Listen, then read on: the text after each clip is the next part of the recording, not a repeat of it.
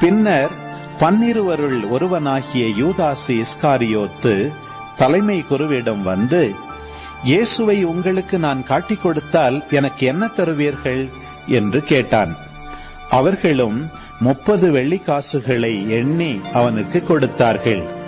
அது முதல் அவன் அவரை காட்டிக் கொடுப்பதற்கு வாய்ப்பு தேடிக் கொண்டிருந்தான். புளிப்பற்ற அப்ப விழாவின் முதல் நாளில் சீடர்கள் இயேசுவை அணுகி வந்து, நீர் பாஸ்கா விருந்துண்ண நாங்கள் எங்கே ஏற்பாடு செய்ய வேண்டும் என விரும்புகிறீர் என்று கேட்டார்கள்.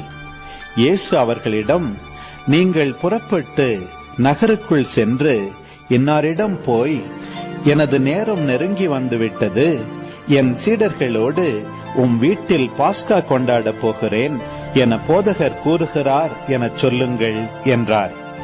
இயேசு தங்களுக்கு பணித்தபடியே சீடர்கள் செயல்பட்டு பாஸ்கா விருந்துக்கு ஏற்பாடு செய்தார்கள்.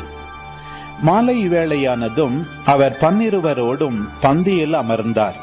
அவர்கள் உண்டு கொண்டிருந்த பொழுது அவர், உங்களுள் ஒருவன் என்னை காட்டிக் கொடுப்பான் என உறுதியாக உங்களுக்கு சொல்கிறேன் என்றார்.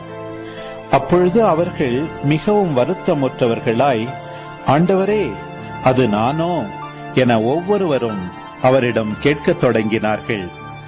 அதற்கு அவர், என்னுடன் பாத்திரத்தில் தொட்டு உண்பவனே என்னை காட்டிக் கொடுப்பான்.